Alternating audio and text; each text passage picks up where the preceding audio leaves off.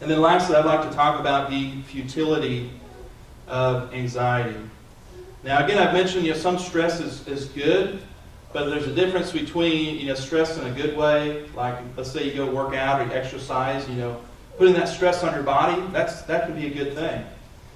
So there is such a thing as good stress, but anxiety is something completely different. Anxiety is not good for you. What good does anxiety for you? It's not going to help you out. It's going to raise your blood pressure. It's going to maybe affect some of the relationships that you have. In fact, Jesus talked about the futility, the uselessness of anxiety. He said in Luke 12, verse 25, and again, this is from the American Standard Version, he says, "Which of you, by being anxious, can add a cubit unto the measure of his life?" Can you prolong your life through anxiety? I think we all know it does the very opposite, right? It takes away from your life. In a parallel passage in Matthew 6, verse 25, he says, "Therefore I say unto you, take no thought for your life," that is, not to be anxious, "what you shall eat or what you shall drink, nor yet for your body what you shall put on. Is not life more than meat, and the body than raiment?" And so I mostly use the King James Version, and I know there's quite a few people who use the King James as well. You should keep something in mind. If you use the King James, it was published over 400 years ago. It's published in 1611.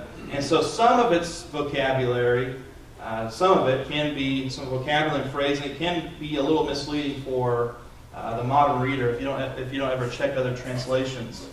And the phrase here where it says, "take no thought," that means don't be anxious. Jesus is not teaching us to deny our physical needs. Physical needs like food and clothing, those are important. He is teaching us not to be anxious about those things, not to be overly worried about those necessities.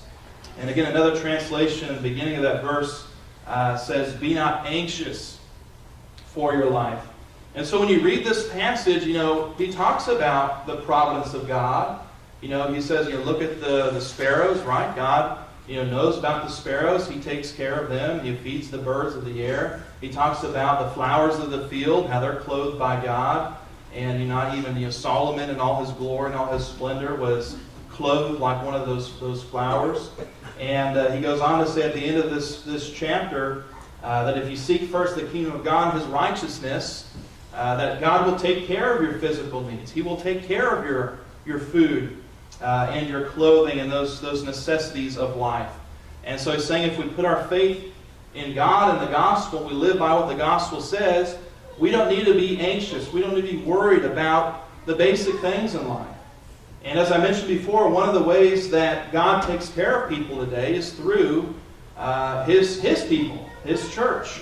We are off in the hands and feet of God today. And every church of Christ I've ever been to, in one form or another, has benevolence. I know of congregations that stock up food and have clothing and even have financial help ready for those who are in need and for those who are need some help, whether they're Christian or whether they're not a Christian.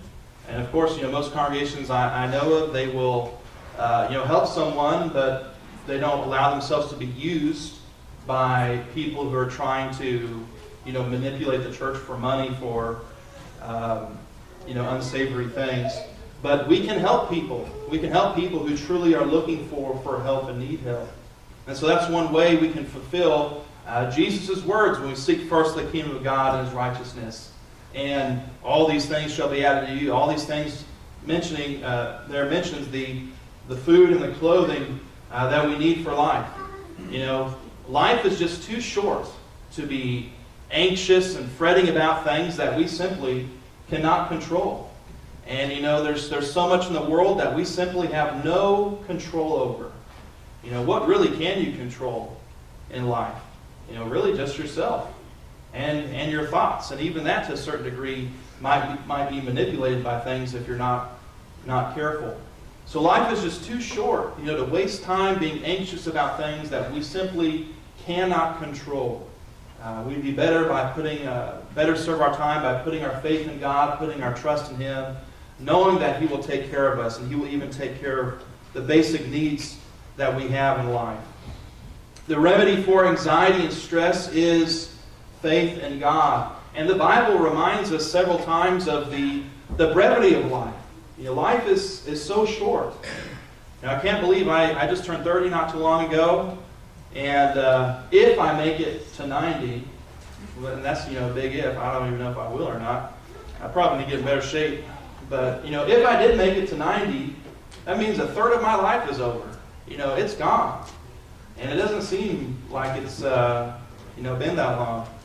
And if we spend our time worrying and fretting about things, it's just going to really harm us. Our confidence should be in God. Psalm 37 verse 5 says, "Commit thy way unto the Lord, trust also in Him, and He shall bring it to pass." Things in this world may not always happen the way we want them to. However, God is going to have the final say in all things. And if we commit ourselves to Him, He's going to bring it to pass. And so may the psalmist's words not fall on deaf ears. Let us trust in Him. Let us put our faith in Him, knowing that He's going to be the righteous judge of the whole earth. He has said, "I will never leave you, nor forsake you." And so if we put our trust in that, what else is there to worry about?